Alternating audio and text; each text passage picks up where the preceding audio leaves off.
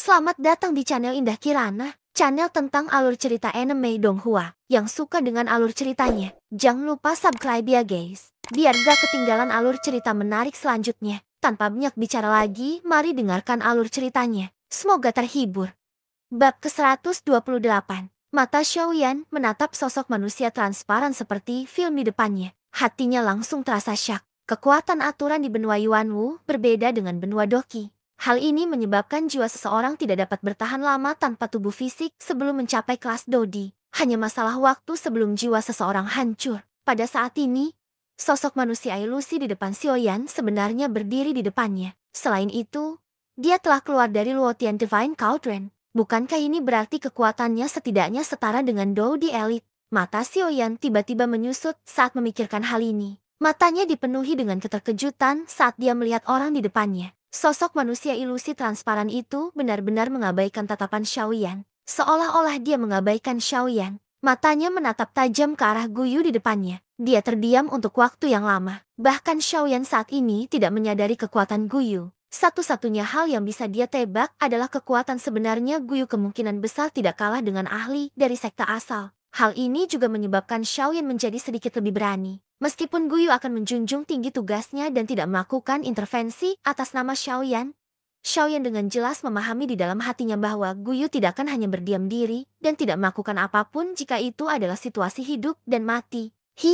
Kamu akhirnya bersedia keluarlah sendiri. Guyu membuka mulutnya dan tersenyum ketika dia melihat sosok manusia ilusi di depannya. Dia menyilangkan tangan di depan dada dan perlahan tertawa. Ekspresi sosok manusia itu menjadi serius saat melihat ini tekanan tak terlihat di depan Guyu. Tekanan semacam itu tidak disengaja. Sebaliknya, itu adalah aura yang dimiliki oleh seorang ahli absolut. Di dalam aura ini, kekuatan siapapun akan ditekan entah dari mana. Sedangkan baginya, sebagai tubuh roh, tekanan yang dia rasakan mirip dengan gunung Tai yang menekannya. Guyu mengangkat alisnya ketika dia merasakan ketidaknyamanan dari sosok manusia ilusi. Sebuah pikiran terlintas di dalam hatinya dan aura tak kasat mata di sekelilingnya menghilang dengan tenang. Saat ini, Guyu tampak seperti orang tua biasa. Seseorang tidak dapat merasakan fluktuasi sedikit pun darinya. Sosok manusia itu pulih saat aura di sekelilingnya menghilang. Wajahnya dipenuhi keterkejutan saat dia melihat ke arah Guyu. Guyu mampu mengendalikan auranya sendiri dan mengendalikan penciptaan dunia.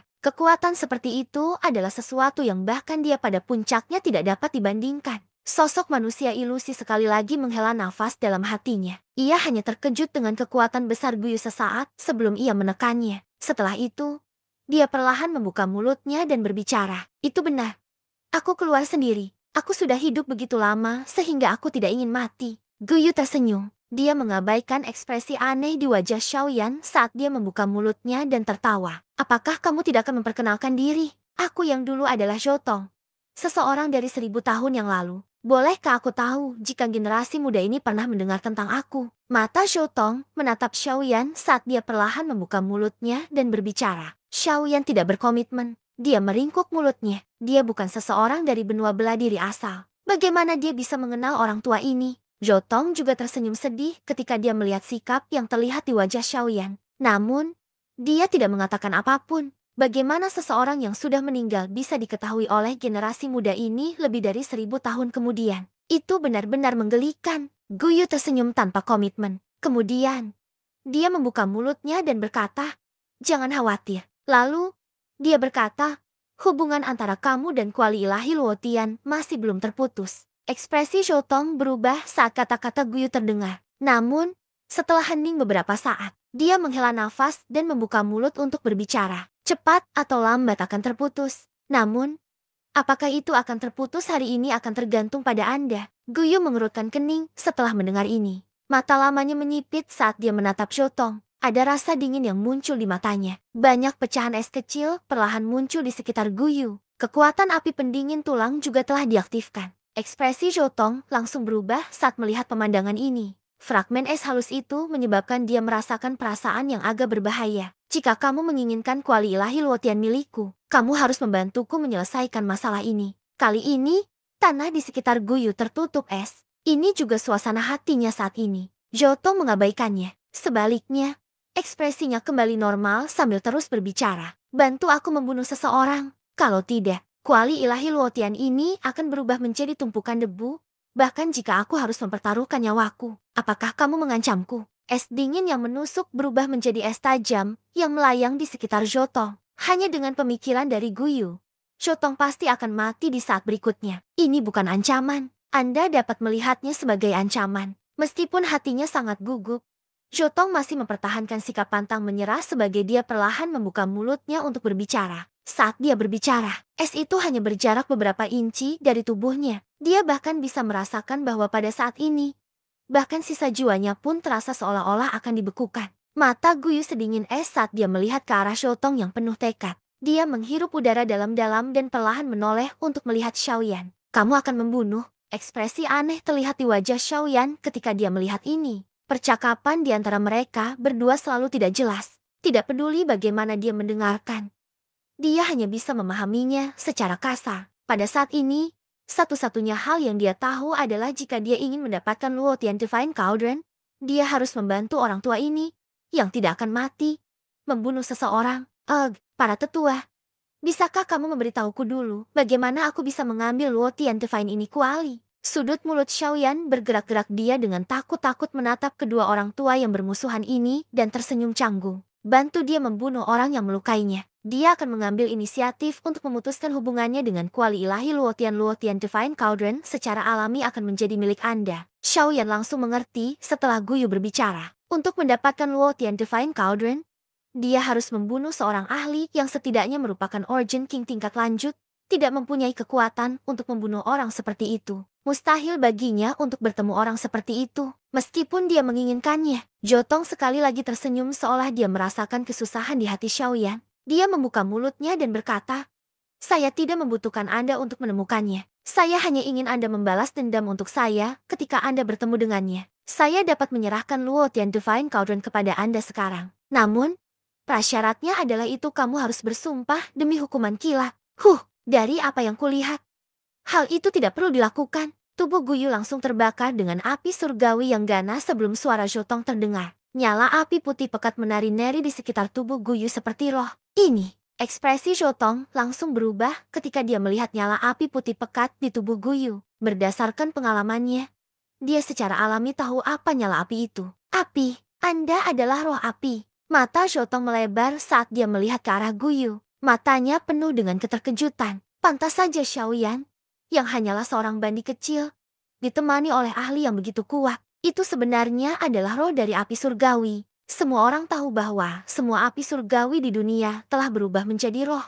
Mereka yang bisa membuat mereka mengikuti bukanlah mereka yang memiliki bakat yang menentang surga. Mereka semua adalah naga di antara manusia. Sebagai pribadi, seseorang harus mengikuti langit. Jika tidak, api surgawi akan mengambil inisiatif untuk pergi. Tidak ada yang tahu alasannya.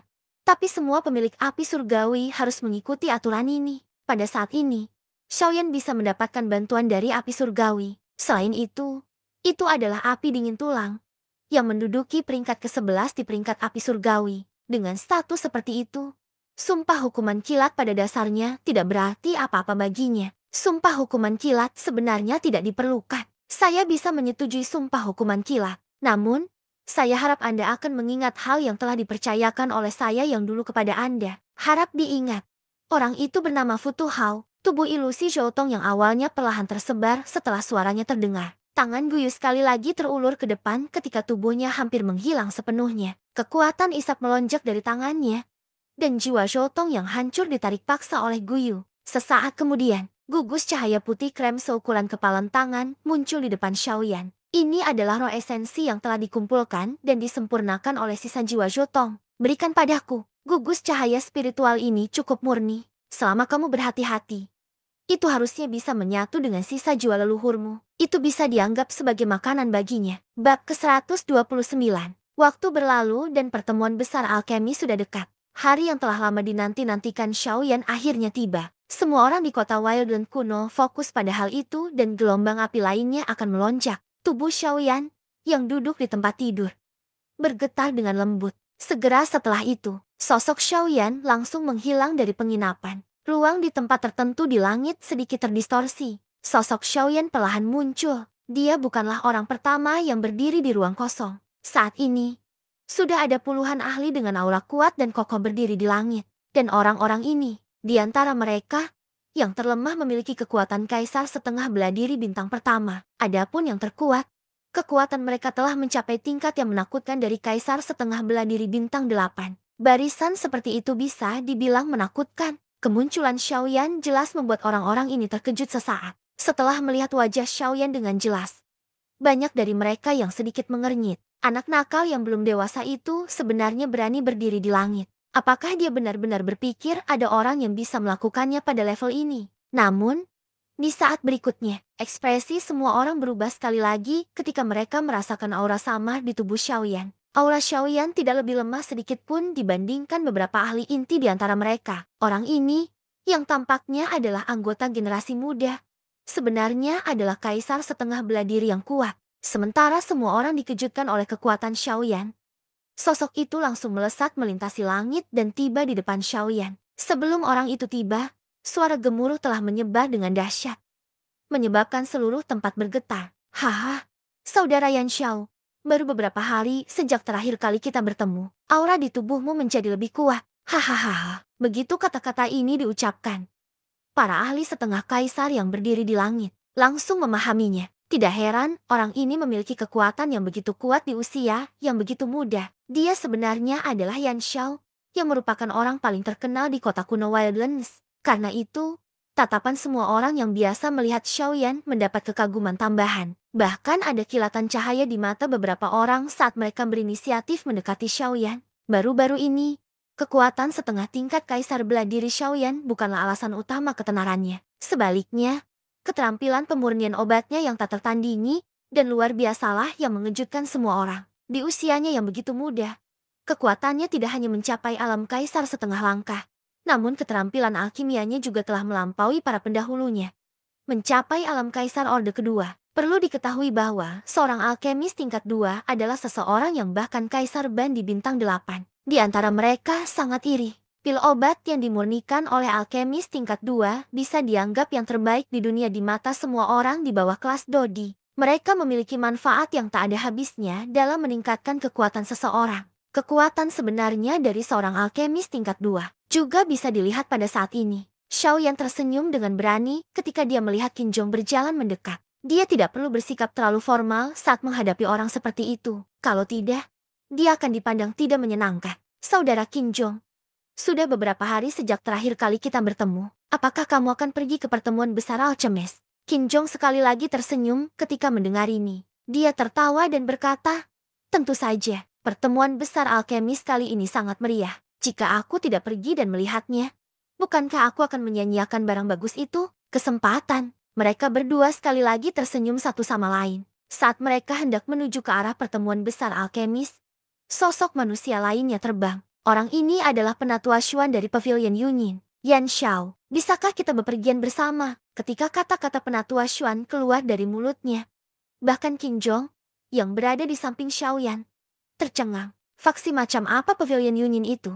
Sebagai perwakilan Pavilion Yunyin yang berpartisipasi dalam pertemuan besar alkemis, identitas penatua Xuan secara alami mewakili seluruh Pavilion Yunyin. Namun, dia sebenarnya meminta untuk bepergian bersama Xiaoyan. Makna di balik ini sudah jelas. Xiaoyan juga tertegun sesaat karena kata-kata tiba-tiba oleh Xuan. Segera, dia bereaksi. Dia tersenyum dan mengangguk sebelum perlahan membuka mulutnya untuk berbicara. Dia perlahan berkata, tentu saja merupakan kehormatan bagi saya untuk dapat melakukan perjalanan bersama dengan penatua Xuan. Penatua Xuan tersenyum tanpa komitmen. Mereka bertiga bergerak. Kaki mereka menginjak udara kosong saat mereka terbang menuju tempat pertemuan besar. Setelah ketiganya menghilang, berbagai ahli kelas bandi di langit akhirnya pulih. Mereka melihat ke arah di mana kelompok Xiaoyan menghilang dan terdiam untuk waktu yang lama. Sesaat kemudian, kelompok Xiaoyan tiba di sebuah alun-alun yang luas. Plaza ini bisa dikatakan sebagai alun-alun terbesar yang pernah dilihat Xiaoyan.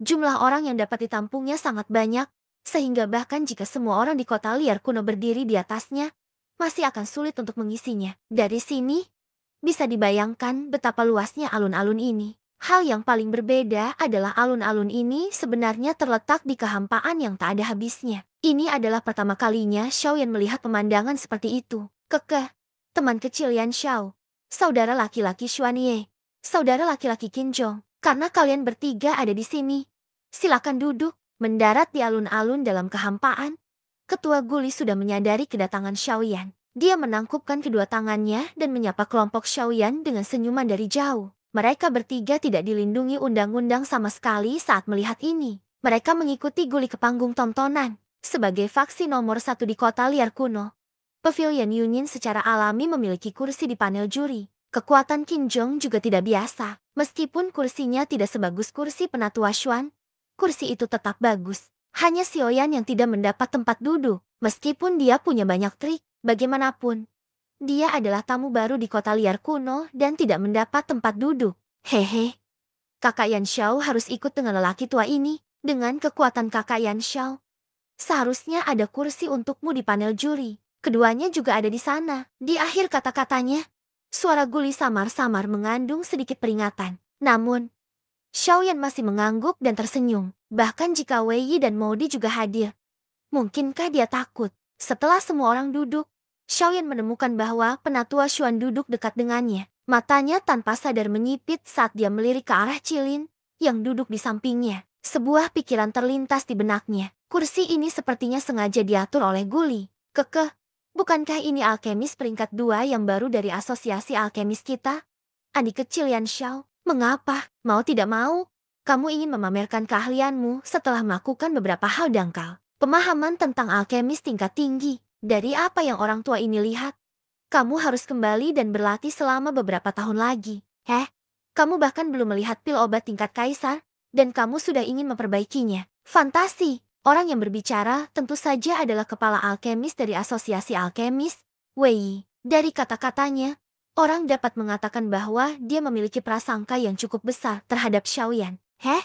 Bukankah kamu juga belum melihat banyak tingkat kaisar pil obat? Namun, Anda tetap berusaha pamer di depan generasi muda. Dia tentu saja tidak akan melepaskan kesempatan belajar yang bagus. Di sisi lain, setelah lelaki tua ini selesai memurnikan pilnya, saya dapat membiarkan Anda melihatnya. Jika tidak, kamu akan menjadi katak di dasar sumur selama sisa hidupmu. Kata-kata Wei Yi baru saja terdengar ketika suara dingin lainnya dengan cepat keluar. Xiaoyan bahkan tidak perlu melihat orang ini untuk mengetahui bahwa orang ini pastinya adalah alkemis peringkat 2 dari kota Nanlin. Modi, dong. Setelah kata-kata Modi dibunyikan, Wei Yi baru saja hendak membuka mulutnya untuk berbicara ketika bel berbunyi yang bergema di langit perlahan menyebar dari tengah alun-alun. Itu bergema di alun-alun yang kosong dan tidak menghilang untuk waktu yang lama. Beberapa saat kemudian, Ketua Asosiasi Alkemis, Guli, berdiri di tengah alun-alun. Tangannya berada di belakang punggungnya saat matanya menyapu seluruh alun-alun. Segera setelah itu, suara yang kuat dan kuat perlahan-lahan keluar dari mulut Guli. Dengan ini, saya mengumumkan bahwa pertemuan besar alkemis telah dimulai. Bersambung ke bab selanjutnya.